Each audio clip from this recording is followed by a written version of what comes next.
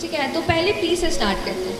The first P is about productivity, कि कितना हम टाइम अपनी पढ़ाई को दे रहे हैं और उससे हम कितना आउटपुट ले पा रहे हैं, है ना।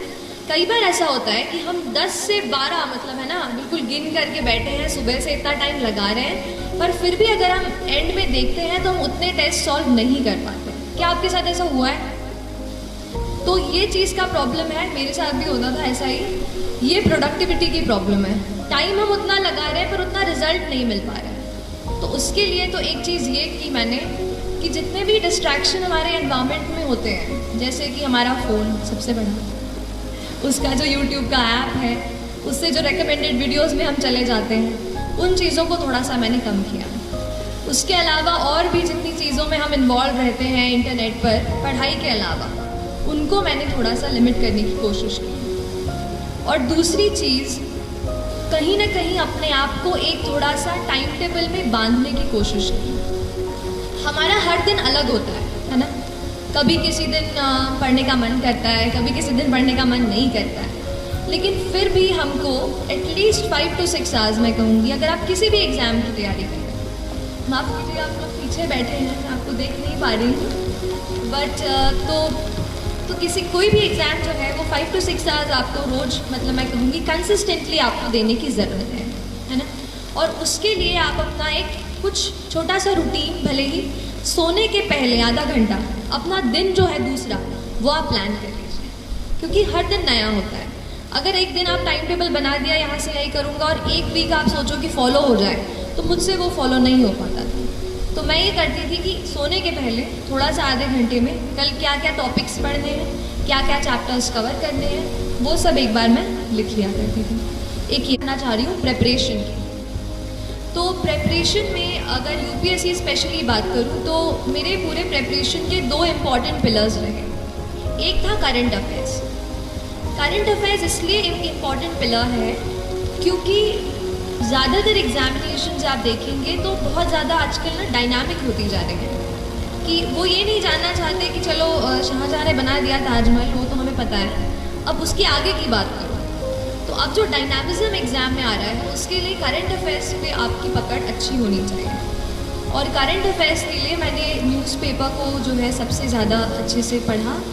पहले इंडियन एक्सप्रेस मतलब पहले तो द हिंदू पढ़ती थी, फिर जब इंटरव्यू मेरा पास आया तो फिर मैंने द इंडियन एक्सप्रेस भी शुरू किया पढ़ना।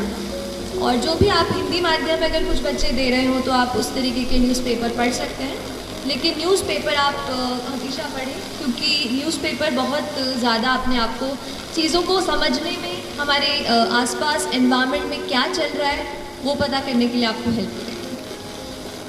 करंट अफेयर्स को मैं इसलिए स्ट्रेस कर रही हूँ क्योंकि मैंने ज़्यादातर अपनी प्रेपरेशन करंट अफेयर्स से खींच के की। जैसे कि एक एग्जाम्पल के लिए देख लीजिए कि कहीं आपने पेपर में पढ़ लिया कि कोई एक एनिमल है जो मतलब जिससे ना पोचिंग, आप पोचिंग समझते हैं, पोचिंग हो रही है उसकी, and you know poachers are being caught, कि पकड़ लिया गया है जो भी इसके शिकार कर रहे हैं, ठीक है। तो या तो हम ऐसा कर लें कि इसका नोट बना लें कि ये एनिमल है, इसका शिकार हो रहा है और पकड़े गए, खत्म। या तो फिर आप एक काम करें, आप देखें कि वो एनिमल कौन सा है, इंटरनेट पे फटाफट गूगल सर्च किया, पता किया उसका IUCN स्टेटस क्या है। IUCN स्टेटस पूछते हैं ना, क्रिटिकली एंडेंजर्ड है कि क्या है, एंडेंजर्ड है, एक्सटिंक्ट हो गया है, क्या है, वो आपने पहले से सर्च करके फिर आपने देखा कि उस एनिमल वो कहाँ पाया जाता है, कौन से नेशनल पार्क में इट इज़ फाउंड। अच्छा चलिए असम में मिलता है, तो असम में और कौन से नेशनल पार्क्स। मतलब एक पॉइंट पकड़ के न्यूज़पेपर का आपको उसके साइड में जितनी भी चीज़ें हैं वो उसी वक्त कवर कर लेंगे। उससे होगा क्या, उस दिन का आपका एनवायरनमेंट का एक सेक्शन कवर हो जाएगा। ऐसा करके पॉलिटी हो गई, या फिर जो भी हम जैसे हम साइमल्टेनियस इलेक्शन के बारे में पढ़ते हैं, या फिर और भी प्रेसिडेंशियल पार्लियामेंट इलेक्शंस के बारे में पढ़ते हैं, उनसे रिलेटेड जो भी न्यूज़पेपर में आ रहा है, फिर आप उसकी और डीप में स्टडी करें, है ना। एक ये चीज़। जो दूसरा मेरा प्रिपरेशन का पिलर था वो था टेस्ट्स। देखिए पढ़ते तो हम सब हैं, लेकिन हमें पता कैसे चले कि हमारा स्टैंडर्ड क्या है। देखिए अगर हम अभी आपसे बात कर रहे हैं तो वहाँ कोई दिल्ली में बच्चा बैठा है जो पॉलिटी की लक्ष्मीकांत खोल करके दूसरा पेज पूरा रट रहा होगा, बात सही है। तो वो जो है ना, टाइम का हमेशा याद रखिए, टाइम हमेशा याद रखिए कि आपका टाइम सबसे ज़्यादा ज़रूरी है। अगर आप अपना वक्त निकाल कर इस पढ़ाई को दे रहे हैं, हमारे लाइफ के हम कलरफुल यूथ के ईयर्स अगर हम पढ़ाई को दे रहे हैं तो अपना 100% दीजिए। और टेस्ट आपको ये बताएंगी कि आपका स्तर क्या है, प्रिपरेशन। तो जो भी टेस्ट हो, चाहे भोपाल में, चाहे अगर आप दिल्ली से कोई फ़ोटोकॉपी मंगवा सकें, या जिस भी परीक्षा की आप तैयारी कर रहे हो, ऑनलाइन अगर आपको कहीं टेस्ट मिलता है तो आप अपने आप को जांचते रहिए। हर रोज़ 10 से 20 सवाल MCQ, या अगर रिटन हो तो मैं 1-2 आंसर्स रिटन जो बड़े अपने सब्जेक्टिव आंसर्स थे वो मैं 1-2 रोज़ लिखा करती थी। तो उससे मुझे आइडिया होता था कि मैं किस स्टैंडर्ड का लिख रही हूँ और क्या उससे मेरा कुछ चांस है सिलेक्शन का। तो ऐसा अपने आप को आप जांचते रहिए। तो हमने 2 पीस कवर कर लिए है ना। पहला पी कौन सा था? अच्छा, मतलब आप सुन रहे हैं मेरी बातें, अच्छी बात है। दूसरा था प्रिपरेशन। अब थोड़ा सा पी हो गया है तो M की बात कर लेते हैं। एक M मैंने जो हमें दिमाग में चीज़ जो है हमारे पुश करता है। अच्छा, इसके पहले मैं M की तरफ आऊँ, एक चीज़ बताऊँगी कि किसी भी एग्ज़ाम की जब हम प्रिपरेशन करते हैं उसके 2 पहलू हैं।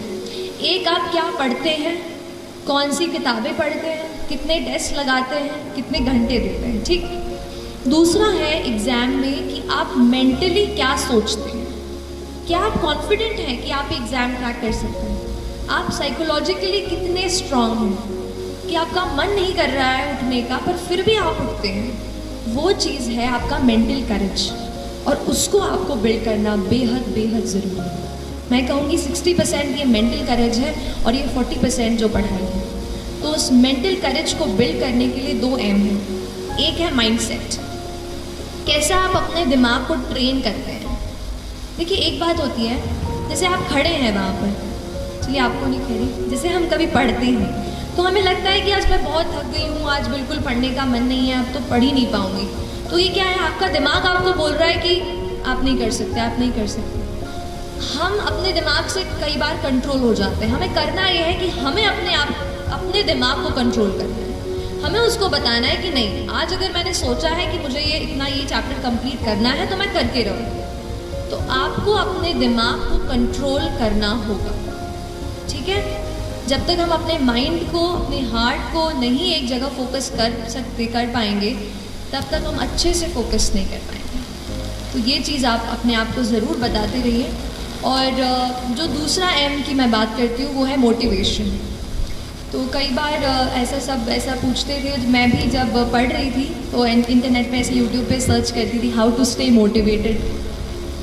तो लेकिन वो चीज़ मुझे बाद में समझ आई कि बाहर का कोई इंसान मुझे नहीं बता सकता कि how will I stay motivated. तो फिर थोड़ा अंदर मुझे झांकना पड़ा और तब मुझे समझ आया कि मैं कैसे मोटिवेट हूँ। तो फिर जब आपको मन करे ना कि आज तो हो गया, आज बहुत पढ़ाई कर ली, तब अपने आप से पूछो कि ऐसा क्या है जिसने मुझे पुश किया कि मैं ये करियर चुनूँ। ऐसा क्यों है कि मैं SSB के एग्ज़ाम के लिए बैठ रही हूँ या बैठ रहा हूँ। Why is it. अगर आपका वाई तगड़ा है ना तो आप पूरी जर्नी से अच्छे से निकल जाओगे। इसलिए अपने वाई को, why do you want to join the civil service, why do you want to clear this exam, that is very very important.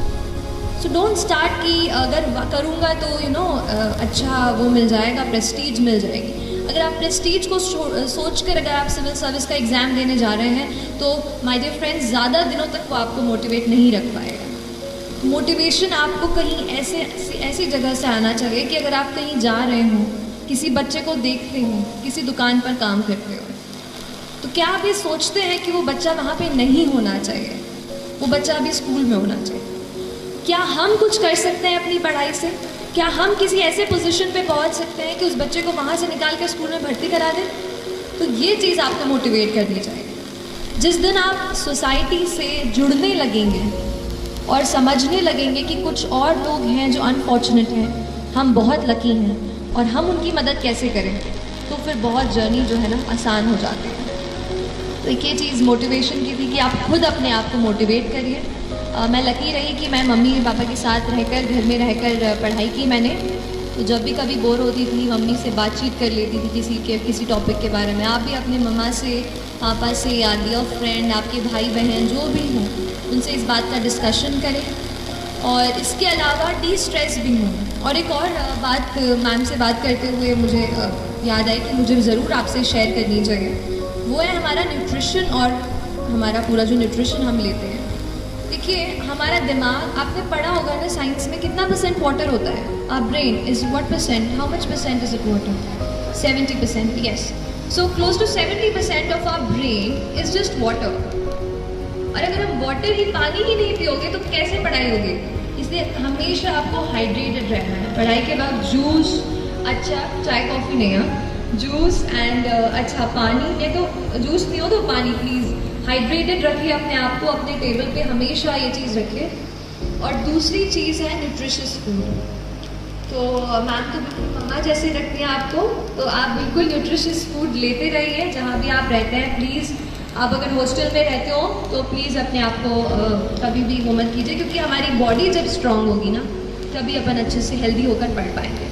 तो don't compromise on that front.